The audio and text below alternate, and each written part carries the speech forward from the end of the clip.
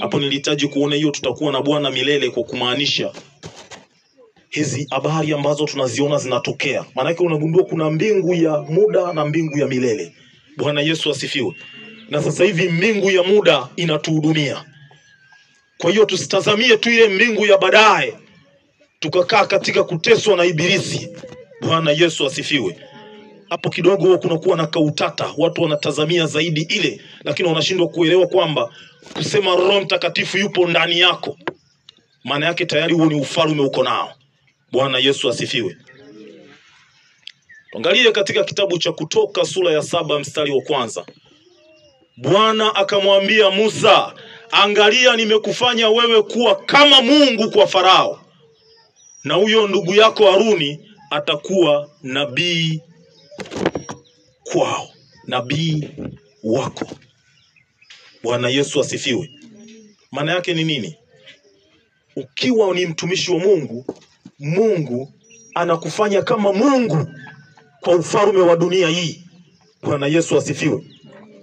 Tunaposema ufalme wa dunia hii, unaanza kujiuliza ni nini kilichoko kwako ambacho kimeonekana kama ni mfalme wa dunia hii. Bwana Yesu asifiwe. Kwa sababu Farao alikuwa ni kipingamizi kwa wana wa Mungu kuifikia hatima. Bwana Yesu asifiwe.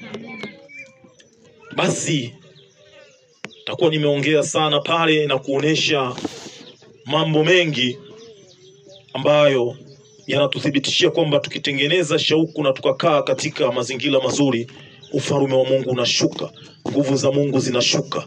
Bwana Yesu asifiwe.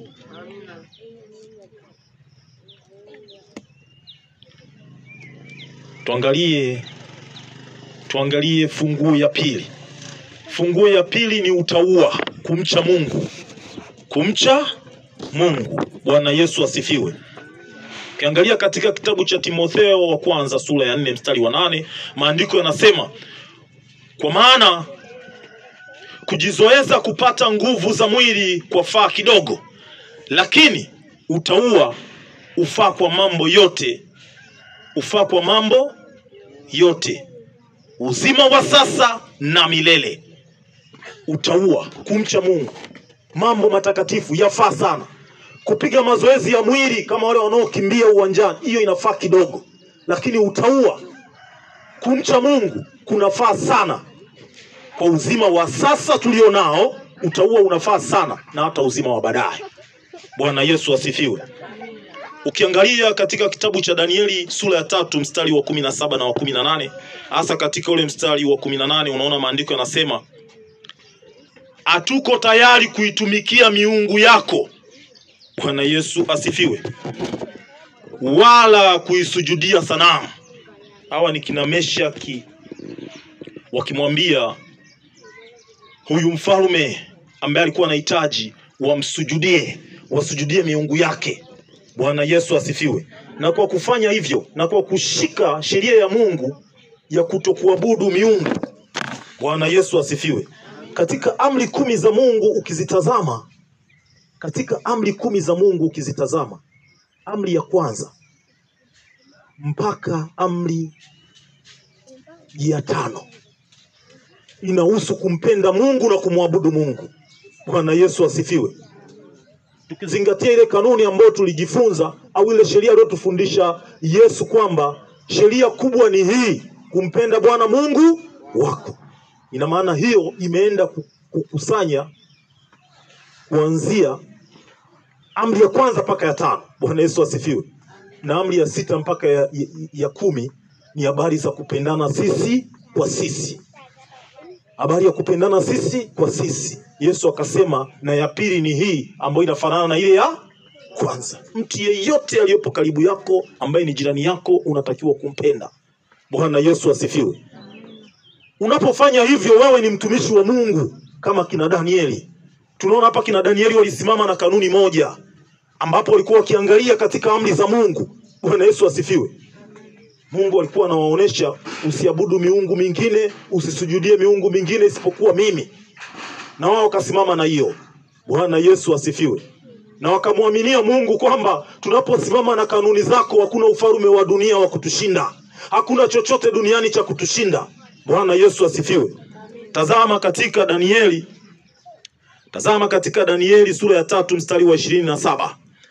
Utaona Shadraka, Meshaki na Abednego wanashinda nguvu za moto. Wanatupwa kwenye tanuru la moto, lakini moto hauwaunguzi. Bwana Yesu asifiwe. Yaani tunapoongelea ushindi, ni ushindi kweli pale unapokuwa umeshika sheria za Mungu. Pale unapokuwa umetengeneza kiu na ufalme wa Mungu uko ndani yako unakuongoza. Bwana Yesu asifiwe.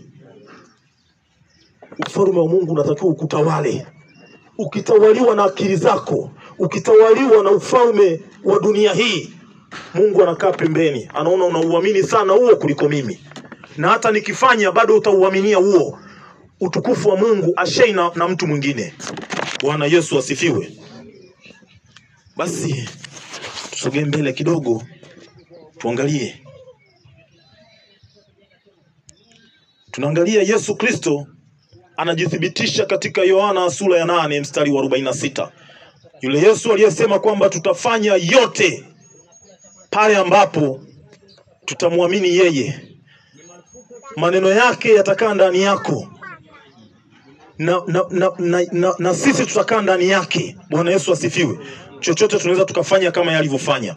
Yesu anasema katika Yohana sura ya 8 mstari wa 46 kwamba ni nani miongoni mwenu anishuhudiaye ya kuwa nina dhambi? Nani? Nami nikisema kweli, mbona ninyi amsadiki? Bwana Yesu asifiwe. Unafikiri ni nini kilikuwa kinafanya watu wasimsadiki Yesu? Paka Yesu anaenda kuuawa. Bwana Yesu asifiwe. Paka Yesu anaenda kuuawa, watu walikuwa wasadiki anayoyasema. Bwana Yesu asifiwe. Na sije ukasahau pendwa, waliomuua walikuwa ni watu wa dini. Waliomuua walikuwa ni watu wa nini? Wa dini. Na ndio maana maandiko yanasema wa kwanza atakuwa wa mwisho. Bwana Yesu asifiwe. Maana yake leo hii tumekuwa tukiangalia zaidi dini kuliko kuangalia neno la Mungu. Na mwisho wa siku hatuupati ufalme wa Mungu. Tunaishia kuangamia. Bwana Yesu asifiwe.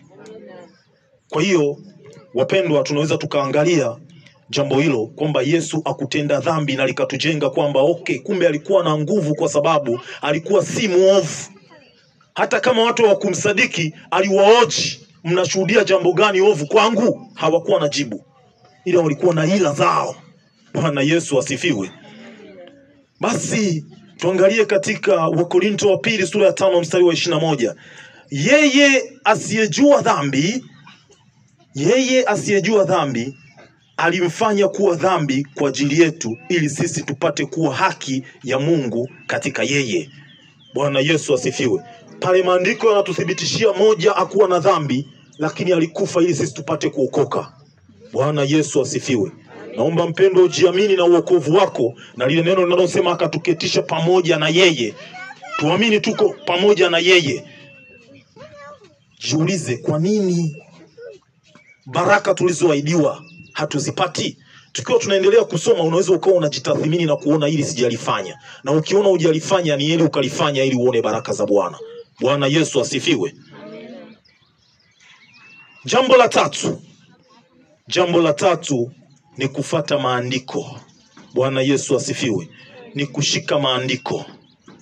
Maandiko ni mifano inayotufundisha nini cha kufanya. Bwana Yesu asifiwe. Kama kuna mtu wa Mungu alifanya jana akafanikiwa, amini na wewe ukifanya ukafanikiwa. Mungu hana upendeleo. Bwana Yesu asifiwe.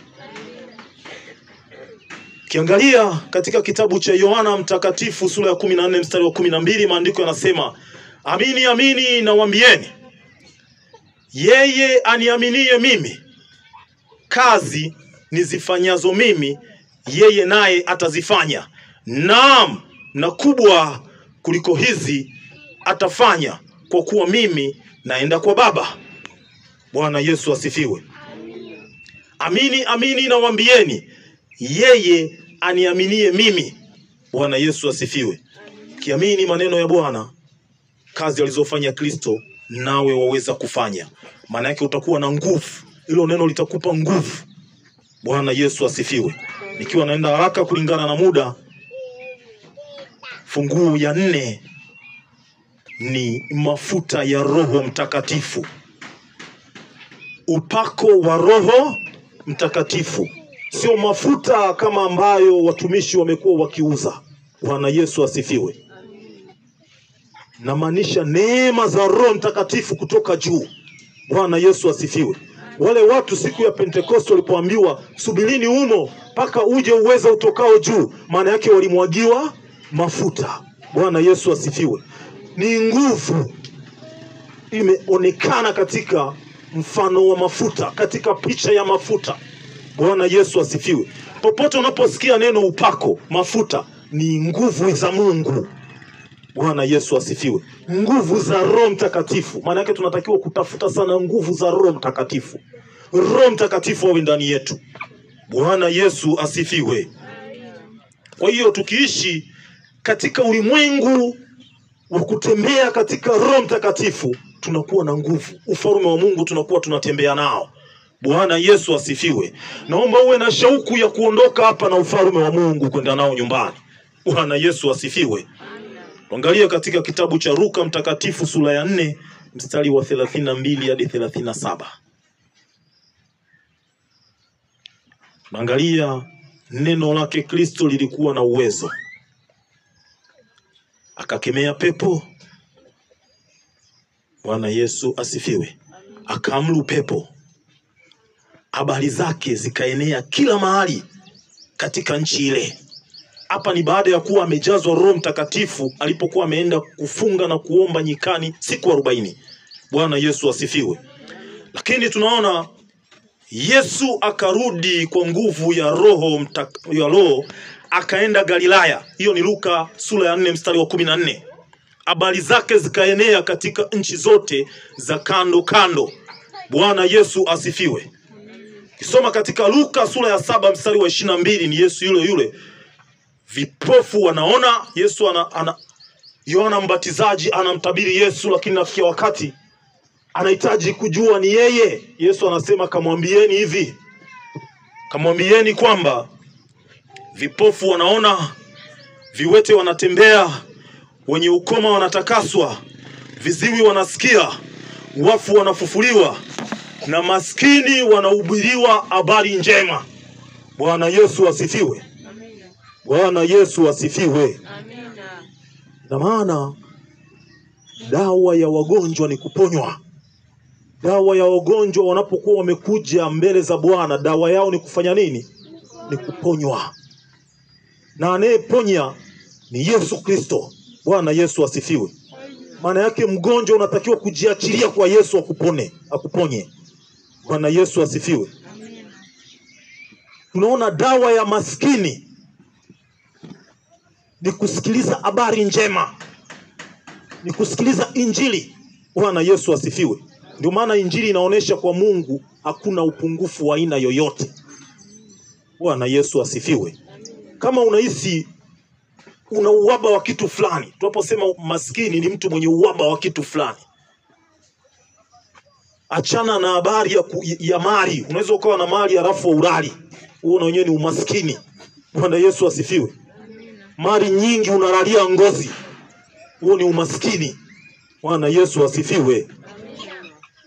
Yaani ni kwamba kama una shauku ya kupata mali, unazipata kwa kanuni za Mungu. Bwana Yesu asifiwe. Na unalala kitandani ukiwa una hata shaka ya kuvamiwa, kwa sababu Mungu ni Mungu wa majeshi, aweka ulinzi. Bwana Yesu asifiwe. Na maandiko yanasema nyumba asiyoilinda yeye, wanaoilinda wanafanya kazi bure. Nyumba asiyoijenga yeye, wanaoijenga wanafanya kazi bure. Bwana Yesu asifiwe. Mungu ana mazingira anayotuonesha kwamba hakuna kinachopungua kwake. Hakipo. Anatumia neno Aba. Yesu Kristo akasema Aba, Mungu unayeweza yote. Bwana Yesu asifiwe. Akaomba mara 2. Akasema Baba unayeweza yote, Mungu wangu unayeweza yote, naomba kikombe hiki kiniepuke, lakini si kwa mapenzi yangu bali kwa mapenzi yako.